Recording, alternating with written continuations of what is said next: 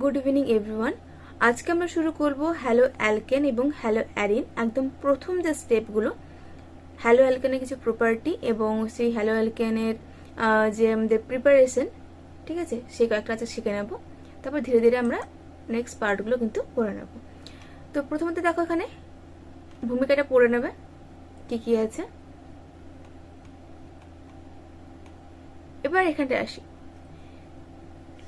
আমরা 1 degree carbon, 2 degree carbon, 3 degree যে কার্বনগুলো আছে তার সঙ্গে যে হ্যালোজেন পরমাণু যুক্ত থাকবে, যদি 1 ডিগ্রি কার্বনের সঙ্গে যুক্ত থাকে সেটাকে বলবো আমরা কি প্রাইমারি অ্যালকিল হ্যালাইড বা 1 ডিগ্রি অ্যালকিল হ্যালাইড।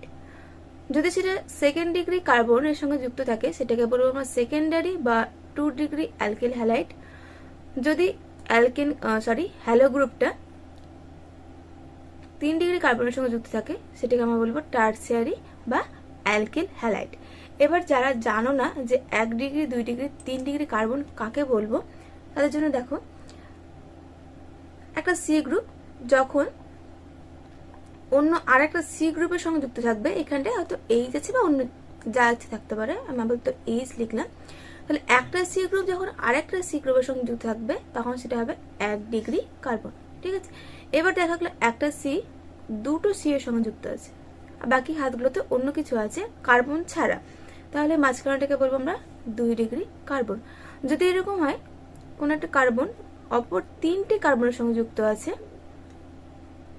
আর এই হাতে অন্য কিছু আছে, তাহলে এটা হবে 3 ডিগ্রি কার্বন, ঠিক আছে। তাহলে এইভাবে আমরা কি করবো, কার্বনের ডিগ্রিগুলোকে দেখবো। এবার এই 1 ডিগ্রি কার্বনের কোণে দেখা গেল যে এখানটায় এই যে পরিবর্তে আমাদের কি আছে, একটা হ্যালোজেন গ্রুপ এক্স আছে। এক্স মানে কি, এক্স মানে হলো ক্লোরিন, ফ্লোরিন, ব্রোমিন, আয়োডিন। তাহলে এগুলো হলো এক্স গ্রুপ বা হ্যালোজেন গ্রুপ।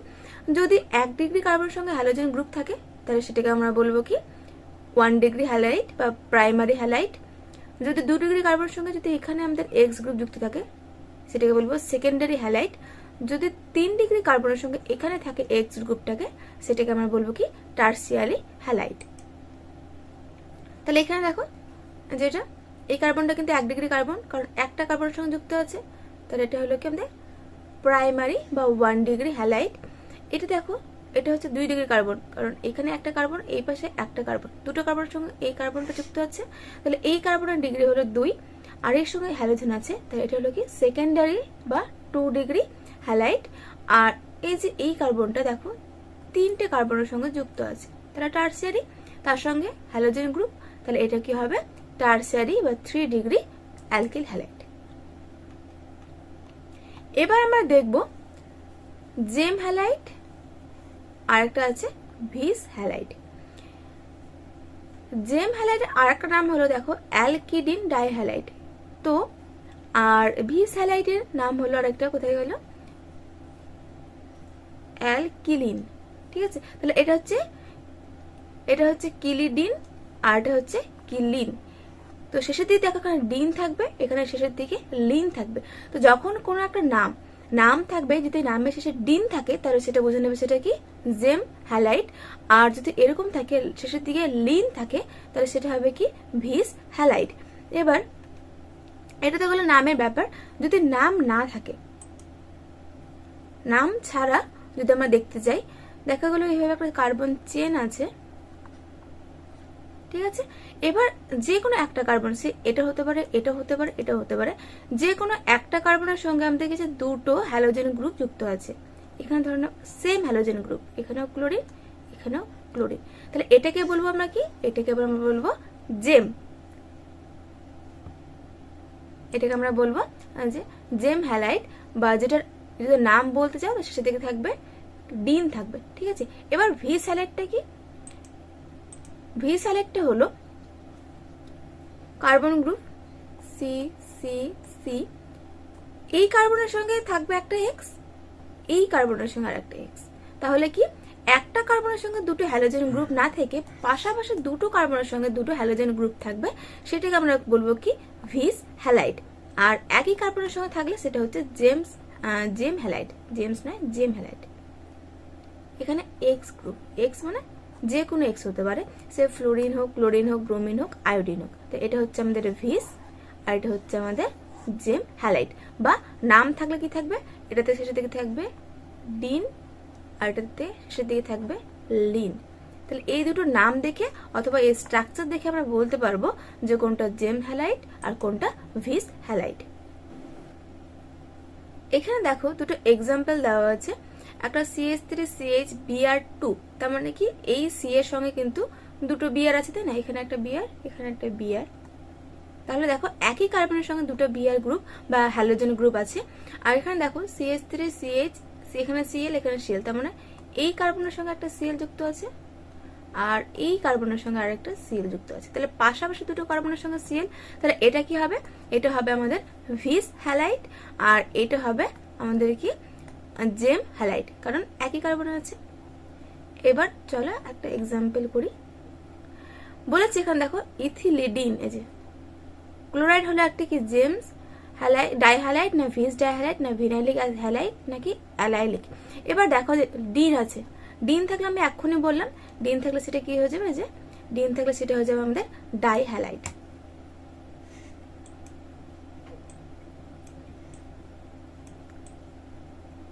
এখানে দেখো তাহলে কি হচ্ছে, এখানে আছে অ্যালকিডিন, ডিন থাকলে কি হয়ে যাবে আমাদের জেম ডাইহ্যালাইড।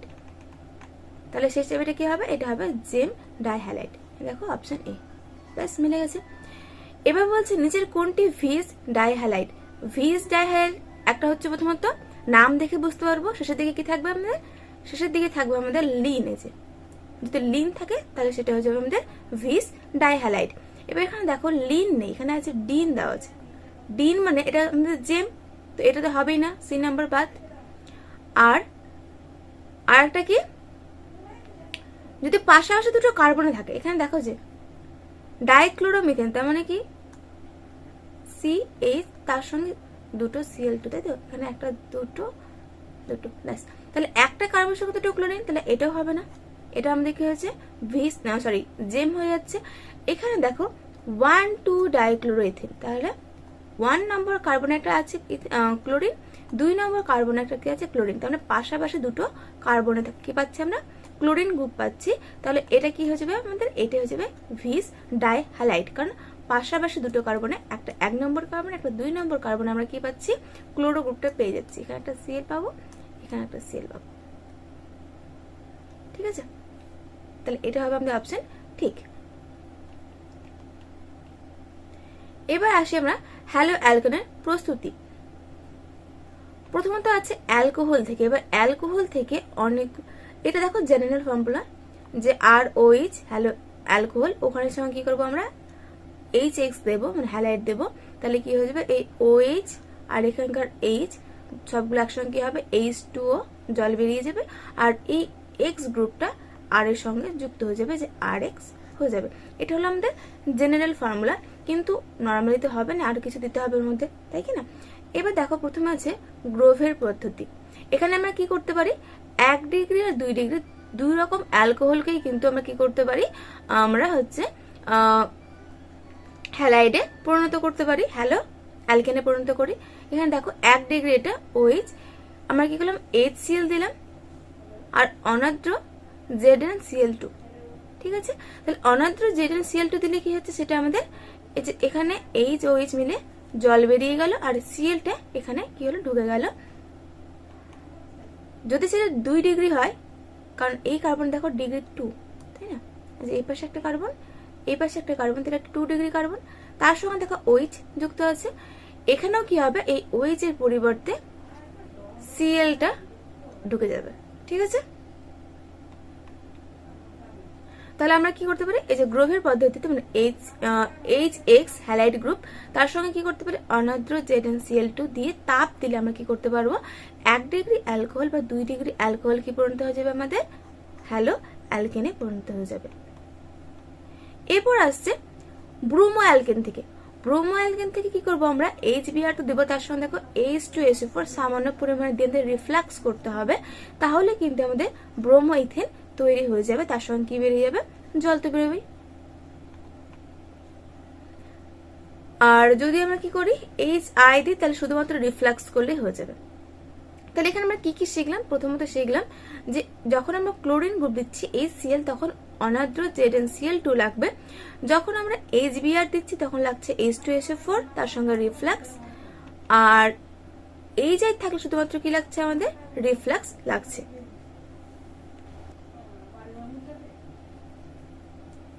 এরপর দেখো আরেকটা বিক্রিয়া আছে, আমরা কি করতে পারি, OH গ্রুপ থাকলে সেখানে PCl5 অথবা PCl3 অথবা PCl3 দিয়েও কিন্তু আমরা কি করতে পারি, সেখানে এই অ্যালকোহল গ্রুপটাকে তোমার হ্যালাইড গ্রুপটাকে কিন্তু ঢোকাতে পারি। ঠিক আছে, তাহলে PCl5 এর মতো PCl5 PCl3 এর মতো PBr3 বা PI3 এটা দিয়েও কিন্তু আমরা কি করতে পারি, অ্যালকোহল গ্রুপটাকে কিন্তু বের করতে পারি, ওই জায়গাটায় হ্যালোজেন গ্রুপ ঢোকাতে পারি। এবার এখানে দেখো থায়োনিল ক্লোরাইড এর বিক্রিয়া দ্বারা বলছে জৈব ক্ষারক পিরিডিন মানে পিরিডিন হলো C5H5N, তাই তো? তো স্ট্রাকচার দেখো তাহলে এরকম হবে, এখানে থাকবে আমাদের N আর ডাবল বন্ড, তাই তো? তাহলে এটা হলো আমাদের কি পিরিডিন। তাহলে পিরিডিনের উপস্থিতিতে অ্যালকোহলকে থায়োনিল ক্লোরাইড সহ রিফ্লাক্স করলে কি হচ্ছে, দেখো খুব সহজে কি হচ্ছে ক্লোরো অ্যালকেন প্রস্তুত করা যায়। তাহলে ক্লোরো অ্যালকেনের যে আর একটা দেখলাম প্রথমে যে বিক্রিয়াটা মানে HCl দিয়ে করলাম না, প্রথমে যেটা করলাম HCl দিয়ে, তারপর আমরা একটা কি করলাম PCl3 দিয়ে করলাম, আর এখন করলাম আমরা থায়োনিল ক্লোরাইড। এই তিনটার মধ্যে বলছে সব থেকে সহজ কোনটা হবে, থায়োনিল ক্লোরাইড যদি আমরা দিই তার সঙ্গে যদি পিরিডিন থাকে তাহলে এটা কি হবে, খুব সহজেই কিন্তু আমাদের ক্লোরিন গ্রুপটা এখানে ঢুকে যাবে। এখানে দেখাবে কোশ্চেন করেছে, বলছে অ্যালকোহল থেকে ক্লোরো অ্যালকেন প্রস্তুতির জন্য উৎকৃষ্ট বিকারক কোনটা হবে। HCl ZnCl2 এটা দিলেও হবে, PCl5 দিলেও ক্লোরিন গ্রুপ ঢোকে, এই গ্রুপ এটা দিলেও এখানে অবলিক হবে। ঠিক আছে, ক্লোরিন CCl4 দিলেও কি হচ্ছে ক্লোরিন গ্রুপটা ঢুকবে, কিন্তু এখনই আমরা দেখলাম যে খুব সহজে কোনটা হবে, এই থায়োনিল ক্লোরাইড তার সঙ্গে পিরিডিন, তার মানে আমাদের অপশন এইটাই হবে কারেক্ট, কারণ এখানে আছে থায়োনিল ক্লোরাইড এবং পিরিডিন, এটা C5 হতো। ঠিক আছে, C5H5N পিরিডিন। তাহলে সহজে কোনটা হয়, সহজে হয় আমাদের A নাম্বার বিকারকটা দিয়ে, খুব সহজে হচ্ছে, তার মানে এটাই হচ্ছে আমাদের উৎকৃষ্ট বিকারক। বাকিগুলো সবগুলো তৈরি হবে ঠিকই, কিন্তু ওগুলো উৎকৃষ্ট নয়। তারপরে বলেছে এখানটায় কোন ক্ষেত্রে মিথাইল ব্রোমাইড উৎপন্ন হবে না। এখন দেখলাম না অ্যালকোহলের সঙ্গে HBr দিলেও তৈরি হচ্ছে, এখানে সে বিকারক লাগবে আরো, তাই না? কিন্তু কি হচ্ছে আমাদের মিথাইল ব্রোমাইড কিন্তু উৎপন্ন হবে, OH এর সঙ্গে PBr3 দিলেও তৈরি হয়, আর এটা যে হচ্ছে COOAgBr2 এটা হবে। ঠিক আছে, এটা হচ্ছে হান্স-ডেকার বিক্রিয়া, এটা পরে পড়বো আমরা। একমাত্র যে B নাম্বারটা এখানে ডিরেক্টলি আমরা অ্যালকোহল গ্রুপ থাকলে ব্রোমিনকে ডিরেক্টলি দিয়ে আমরা কিন্তু মিথাইল ব্রোমাইড করতে পারি, তার মানে এই ওয়েস্টটাকে বের করে এখানে কিন্তু বিআরটা আমরা ঢোকাতে পারবো না, এভাবে সরাসরি করতে পারি না। সেটা HBr হলে হতে পারে, PBr3 হলে হতে পারে, বা এভাবে যেটা হান্স-ডেকার বিক্রিয়া তার ক্ষেত্রেও কিন্তু হবে। তাহলে এখানে বলছে কোন ক্ষেত্রে মিথাইল ব্রোমাইড উৎপন্ন হবে না, কোনটা হবে না, বি এর ক্ষেত্রে আমাদের মিথাইল ব্রোমাইড উৎপন্ন হবে না। এরপর আমরা দেখব অ্যালকেন থেকে হ্যালো হাইড্রোকার্বন প্রস্তুতি। তাহলে এখানে আমরা অ্যালকেন নিয়ে নিয়েছি, যেমন মিথেন নিয়ে নিয়েছি এখানে এক্সাম্পল হিসেবে। তো একটা অ্যালকেনকে কি করবো আমরা, বিক্ষিপ্ত সূর্যালোকের উপস্থিতিতে আমরা H নিয়েও দেবো, তার সঙ্গে ক্লোরিন গ্যাস চালনা করলে কি হবে, আমাদের কিন্তু এখানটায় Cl গ্রুপ ঢুকে যাবে। ঠিক আছে, তো কিছুই লাগবে, জাস্ট আমাদের বিক্ষিপ্ত সূর্যালোক এবং ক্লোরিন গ্যাস দিলে হয়ে যাবে। এবার আছে আমাদের বিউটুইন। তাহলে এবার অ্যালকিন, আগেরটা বললাম অ্যালকেন থেকে, এবার দেখছি অ্যালকিন। যদি অ্যালকিন থাকে তার মধ্যে যদি আমরা HBr দিই তাহলে কি হবে, আমাদের যেটা মার্কনিকফের রুল ছিল সেখানে কি ছিল, যে ডবল বন্ড থাকলে যেই কার্বন H এর পরিমাণ কম থাকবে সেখানে কি হবে, এই Br গ্রুপটা বা হ্যালোজেন গ্রুপটা কিন্তু ঢুকবে। এক্ষেত্রে দেখো এখানে দ্বিবন্ধন, দ্বিবন্ধনের দুই পাশে যে দুটো কার্বন আছে সবার ক্ষেত্রে কিন্তু এখানেও একটা হাইড্রোজেন, এখানেও একটা হাইড্রোজেন, তার দুপাশে কি আছে, সমান সমান আছে। যে কোনো একটাতে ব্রোমিন ঢোকালেই হবে। তাহলে তুমি যদি এখানে ব্রোমিন ঢোকাও তাও হবে, তুমি যদি এখানে ব্রোমিন ঢোকাও তাও হবে। ঠিক আছে, যে কোনো একটাতে ব্রোমিন ঢোকালে হয়ে যাবে। যদি অপ্রতিসম হয়, এখানে যেমন দেখো দ্বিবন্ধন, এখানে দুটো হাইড্রোজেন, এখানে একটা হাইড্রোজেন, এরকম থাকলে কি হবে, মার্কনিকফের নীতি কি বলছে, মার্কনিকফের নীতি বলছে যেটাতে হাইড্রোজেন কম থাকবে, এখানে হাইড্রোজেন কম আছে, এখানে আমাদের বিআরটা যুক্ত হবে। দেখো এই যে এই কার্বনের সঙ্গে বিআর ঢুকেছে, আর এখানে CH3 মানে এইচটা ঢুকেছে এখানটায়, বিআরটা ঢুকেছে এখানটায়, H প্লাস বিআর মাইনাস হয়ে যায়, তাই না? এই নেগেটিভ গ্রুপটা, নেগেটিভ গ্রুপ ধরবো কোথায়, যেখানে হাইড্রোজেন কম থাকবে সেখানে। পজিটিভ গ্রুপ ধরবো কোথায়, যেখানে হাইড্রোজেন বেশি থাকবে সেখানে। এটা কিন্তু শুধুমাত্র এটার ক্ষেত্রে নয়, যে কোনো বিক্রিয়া যদি দেখো তোমরা যেখানে প্লাস মাইনাস আছে, তাহলে কি হবে, মার্কনিকফের রুলটা বলছে যে যেখানে হাইড্রোজেন সংখ্যা বেশি সেখানে ঢুকবে প্লাস গ্রুপটা, কারণ H প্লাস হয় আর বিআর মাইনাস, আর এই মাইনাস গ্রুপটা ঢুকবে কোথায়, যেখানে হাইড্রোজেন সংখ্যা কম আছে। ঠিক আছে, একমাত্র কি হয় যদি পার অক্সাইড থাকে, পার অক্সাইড থাকলে কিন্তু মার্কনিকফের বিপরীত রুল হবে। তার মানে নর্মালি যেটা হয় কি হয়, এটা H প্লাস বিআরটা কি হয়ে যায়, মাইনাস হয়ে যায়। তাহলে নর্মালি আমাদের কি হয়, মার্কনিকফের রুলস অনুযায়ী যেখানে হাইড্রোজেন বেশি সেখানে প্লাস গ্রুপ ঢুকবে, যেখানে হাইড্রোজেন কম সেখানে কি হবে, মাইনাস গ্রুপটা ঢুকবে। এটা হচ্ছে আমাদের মার্কনিকফের নীতি। কিন্তু বলছে পার অক্সাইড থাকলে অপোজিটটা ঘটবে, মানে মার্কনিকফের ব্যতিক্রম করবে। এই ক্ষেত্রে কি হয়ে যাবে, এর ক্ষেত্রে হয়ে যাবে এখানটাতে H ঢুকবে আর এখানটাতে ঢুকবে বিআর। তাহলে দেখো এখানটা CH জায়গায় CH2 হয়ে গেল, আর এখানে CH2 আর একটা বিআর ঢুকে গেল, তাহলে CH2 বিআর। এবার আছে ফিঙ্কেলস্টেইন বিক্রিয়া। ফিঙ্কেলস্টেইন বিক্রিয়াটা কি হবে, ফিঙ্কেলস্টেইন বিক্রিয়াতে অলরেডি একটা হ্যালোজেন আছে এই অ্যালকেনের মধ্যে, আমরা এই হ্যালোজেনটাকে চেঞ্জ করে কিভাবে অন্য একটা হ্যালোজেন দিয়ে প্রতিস্থাপিত করব, বা বলতে পারো অদল বদল করে নেব। বিআরটাকে বের করব আর আইটাকে ঢোকাবো, এটা হচ্ছে ফিঙ্কেলস্টেইন বিক্রিয়া। তাহলে অলরেডি কি ছিল, আমাদের হ্যালোজেন গ্রুপ ছিল, সেখান থেকে আমরা শুধুমাত্র কি করছি, হ্যালোজেনগুলোকে ইন্টারচেঞ্জ করতে পারছি। তাহলে কি রাখবে আমাদের, সোডিয়াম আয়োডাইড, তার সঙ্গে লাগবে অ্যাসিটোন। তাহলে কি হয়ে যাবে, বিআরটা বেরিয়ে গিয়ে ঢুকবে আই, আর এন এর সঙ্গে বিআরটা যুক্ত হয়ে যাবে। এখানে দেখো, এখানে আছে সিএল থাকলেও তাই হবে, তাহলে এটা আই ঢুকবে এখানটায়, সিএল চলে আসবে এখানটায়, তাহলে এখানে হবে NaCl, আর এখানে মিথাইল আয়োডাইড, সরি মিথাইল না, ইথাইল, কারণ দুটো কার্বন তাই না, মিথ ইথ, তাহলে ইথাইল আয়োডাইড।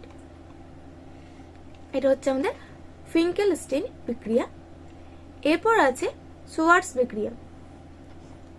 সোয়ার্টস বিক্রিয়া কি হচ্ছে, সোয়ার্টস বিক্রিয়ার মাধ্যমে কিন্তু আমরা কি করতে পারি, এই হ্যালোজেন গ্রুপটাকে চেঞ্জ করতে পারে অন্য একটা হ্যালোজেন গ্রুপ দিয়ে। তো যেটা আমাদের ফিঙ্কেলস্টেইন ছিল সেখানে ছিল আমাদের সোডিয়াম আয়োডাইড, তার সঙ্গে অ্যাসিটোন। যেটা আমাদের সোয়ার্টস বিক্রিয়া সেখানে কি হচ্ছে, Hg2F2, মানে তোমার হচ্ছে যে গ্রুপটাকে তুমি ঢুকতে চাইবো সে, এখানে মেনলি আমরা ফ্লোরিনটাকে করতে পারি। তো ক্লোরিনটাকে চেঞ্জ করে আমরা কি করছি, এখানে ফ্লোরিন ঢুকছে আর এই ক্লোরিনটা চলে আসছে এর সঙ্গে।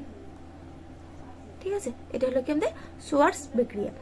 আর ফিঙ্কেলস্টেইন কিন্তু সবার ক্ষেত্রেই সম্ভব। সোয়ার্টসটা মেনলি আমরা কি করি, ফ্লোরাইড, আমরা ক্লোরাইড ফ্লোরাইড চেঞ্জ করে আমরা ফ্লোরাইডকে ঢুকিয়ে দিই।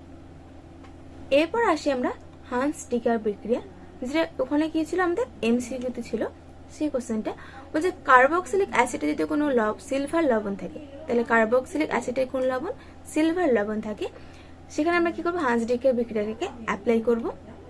এখানে কি হবে যে কার্বক্সিলিক অ্যাসিডের সিলভার লবণ পেয়ে গেছি, এখানে কি করবো, ব্রোমিন দিয়ে দেবো, তার সঙ্গে কার্বন টেট্রাক্লোরাইড, এবং রিফ্লাক্স করলে কি হয়ে যাবে, এখানে এই পুরো গ্রুপটা বেরিয়ে গিয়ে এই বিআরটা এখানে ঢুকে যাবে।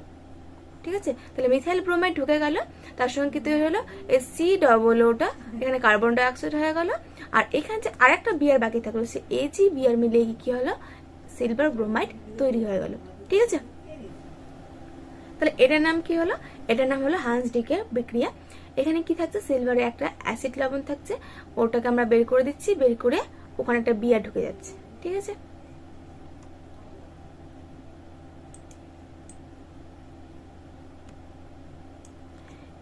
এবার একটা কোশ্চেন করে নি। বলছে মিথাইল ক্লোরাইড মিথাইল ক্লোরাইডের সর্বাপেক্ষা বেশি উৎপাদের জন্য বিক্রিয়াটির শর্ত হলো। এটা আমরা কিছুক্ষণ আগে করলাম, যে একদম সিম্পল, কিছুই লাগে না। কি লাগে? মিথেন লাগবে, ক্লোরিন লাগবে, সূর্যালোক লাগলেই হয়ে যাবে, তাই না? অন্ধকারটা দরকার নেই, অতিরিক্ত বলে আমাদের কিছু ছিল না, শুধুমাত্র এটাই ছিল যে সিম্পল মিথেন, তার সঙ্গে ক্লোরিন, তার সঙ্গে সূর্যালোক। তাহলে অপশন এটা হচ্ছে ঠিক, কারণ এটা দেখো করেছিলাম। এই তো এখানে তো বললাম। ঠিক আছে, মিথেন, সূর্যালোক আর কি ক্লোরিন, আর কিছু না।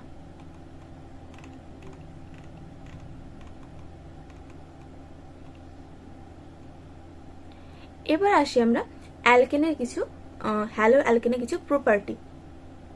প্রথম বলছে সমসংখ্যক কার্বন পরমাণু বিশিষ্ট অ্যালকেন অপেক্ষা এদের স্ফুটনাঙ্ক বেশি। ঠিক আছে, দেখো আমি এখানে নিলাম অ্যালকেন CH4, আচ্ছা CH3 ইথেন নিয়েছি। আর একটা নিলাম কি CH3CH2Cl। ঠিক আছে, তো দেখো এখানে দুটো কার্বন, এখানে দুটো কার্বন। তাহলে বলছে সমসংখ্যক কার্বন পরমাণু বিশিষ্ট অ্যালকেন অপেক্ষা এদের স্ফুটনাঙ্ক বেশি। তাহলে কি হবে? এর যে স্ফুটনাঙ্ক, ওর থেকে কিন্তু এর স্ফুটনাঙ্ক কি হবে? আমাদের বেশি হবে। তারপরে নেক্সট যেটা প্রপার্টি, নেক্সট প্রপার্টি কি বলেছে? বলেছে অ্যালকিল গ্রুপযুক্ত হ্যালো অ্যালকেনগুলির স্ফুটনাঙ্ক RF থেকে RA ক্রমশ বৃদ্ধি পায়। এখানে দেখা যায় ফ্লোরিনের যা, তার থেকে ক্লোরিনে বেশি, তার থেকে ব্রোমিনে আরো বেশি, আয়োডিনে আরো বেশি। তাহলে এই যখন এই গ্রুপগুলো কিছু ফ্লোরিন থেকে আমরা আয়োডিনে আসছি, মানে উপর থেকে নিচের দিকে নামছি, কি হচ্ছে? স্ফুটনাঙ্ক কিন্তু আমাদের বেড়ে যাচ্ছে। তাহলে ফ্লোরিনের যা স্ফুটনাঙ্ক, তার থেকে ক্লোরিন গ্রুপ থাকলে তার বেশি, ব্রোমিন থাকলে আরেকটু বেশি, আয়োডিন থাকলে আরেকটু বেশি। এটা তো আমরা জানি যে অ্যালকিল গ্রুপগুলো কি করছে? আকার বৃদ্ধি পেলে কি হয়? স্ফুটনাঙ্ক বৃদ্ধি পায়। আর যেখানে দিয়ে দিয়েছে CH3 যে স্ফুটনাঙ্ক, এখানে দেখো একটা কার্বন, যখন চেনে দুটো কার্বন চলে আসলো তখন তো স্ফুটনাঙ্ক আরেকটু বেশি, তিনটা কার্বন আসলে আরো বেশি, চারটা কার্বন আসলে আরো বেশি। তার মানে চেন সংখ্যা, একটা কার্বন যা হবে, দুটো কার্বন তার থেকে বেশি, তিনটে হলে আরো বেশি, চারটা হলে আরো বেশি। তাহলে চেন যত বাড়বে আমাদের কি হবে? তত স্ফুটনাঙ্ক কিন্তু বাড়বে। এটা আমাদের নর্মাল হাইড্রোকার্বনের ক্ষেত্রেও কিন্তু সেম হয়।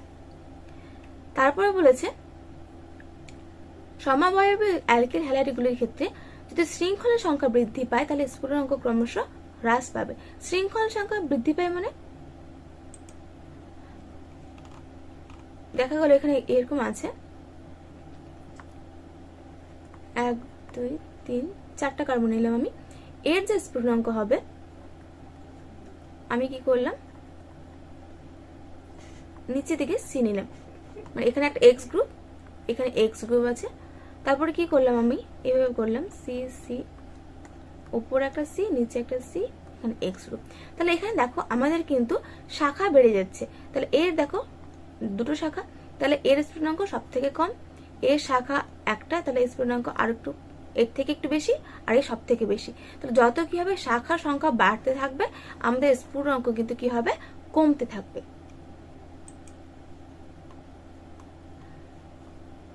তারপর আছে স্থায়িত্ব। হচ্ছে বন্ধন শক্তি ক্রম কিরকম? আগে ফ্লোরিন, ক্লোরিন, ব্রোমিন, আয়োডিন, এভাবে কি হচ্ছে আমাদের বন্ধন শক্তি। তার মানে CF এর বন্ধন শক্তি সব থেকে বেশি, তারপর ক্লোরিন, তারপর ব্রোমিন, তারপর আয়োডিন। তারপর আমাদের কিভাবে থাকে? ফ্লোরিন, ক্লোরিন, ব্রোমিন, আয়োডিন, তাই না? এভাবে আমাদের পর্যায় শ্রেণীতে থাকে। ওপর থেকে ফ্লোরিনের আকারটা ছোট, ওই জন্য C আর F এর কি হচ্ছে? ডিস্টেন্সটা কম। ক্লোরিন আকার একটু বড়, ওই জন্য F আর C এর ডিস্টেন্সটা আরেকটু বড়। ব্রোমিনের আকারটা আরেকটু বড়, ওই জন্য ডিস্টেন্সটা আরেকটু বড়। আয়োডিনের আকারটা অনেক বড়, তাই ওই জন্য ডিস্টেন্সটা অনেক বড়। এবার যত এই ডিস্টেন্সটা বাড়বে এদের মধ্যে কি হবে, আকর্ষণ বলগুলো তত কি হচ্ছে, কমে যাচ্ছে, তাই কি না? ওই জন্য আমাদের কি হচ্ছে, স্থায়িত্বটা বা শক্তি যেটা সেটা কিন্তু কমে যাচ্ছে। এর স্থায়িত্ব সব থেকে বেশি, তারপরে এর, তারপরে এর, তারপরে এর, ঠিক আছে? যেহেতু স্থায়িত্বটা কমে যাচ্ছে তাহলে কি হবে, ওর বন্ধন শক্তি যেহেতু কমে যাচ্ছে তাহলে স্থায়িত্বটা কমে যাবে। তাহলে ওর বন্ধন শক্তির ক্রম আর স্থায়িত্বের ক্রম কিন্তু সেম।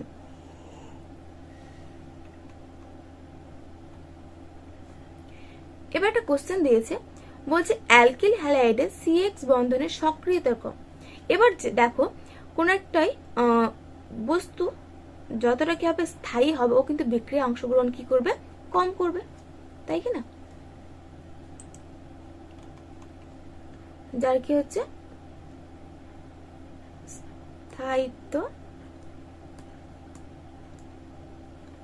স্থায়িত্ব এর বেশি, তাহলে কি হবে, ওর সক্রিয়তা কম।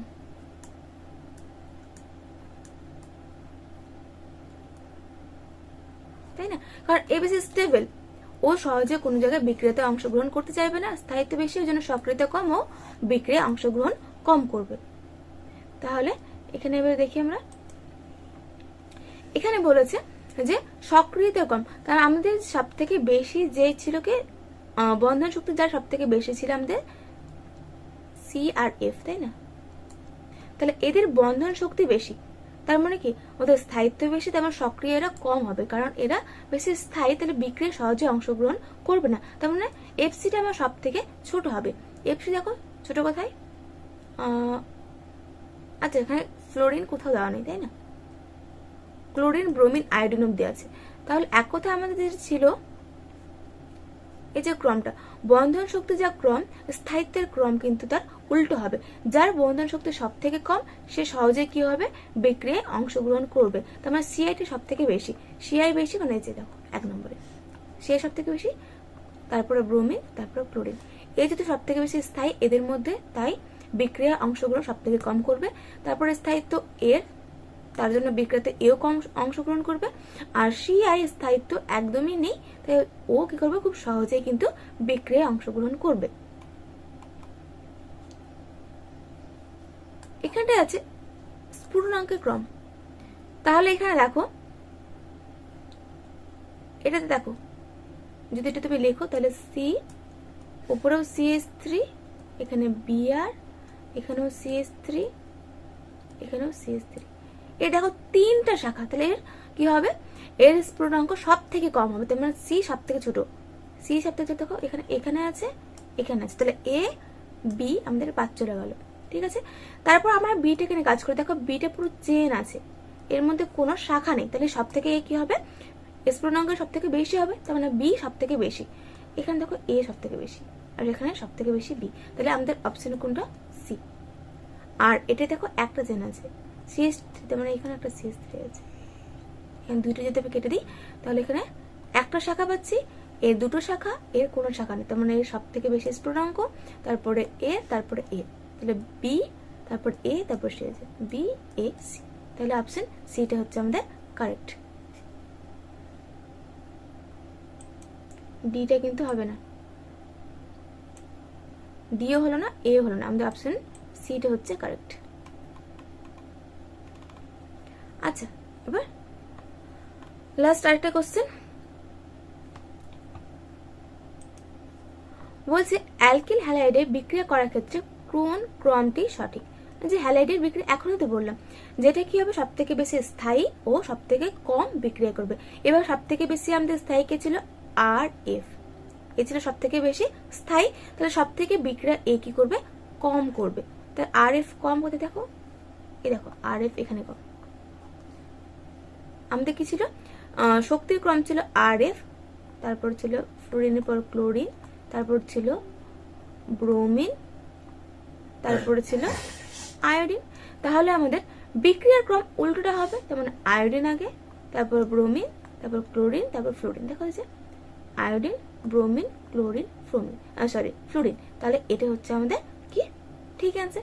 তো আজকের মতো এই পর্যন্ত, এরপরের দিন আমরা দেখব হ্যালো অ্যালকেনের বিভিন্ন যে বিক্রিয়াগুলো আছে ও কার সঙ্গে কিভাবে বিক্রিয়া করে সেগুলো আমরা পরের দিন দেখে নেব।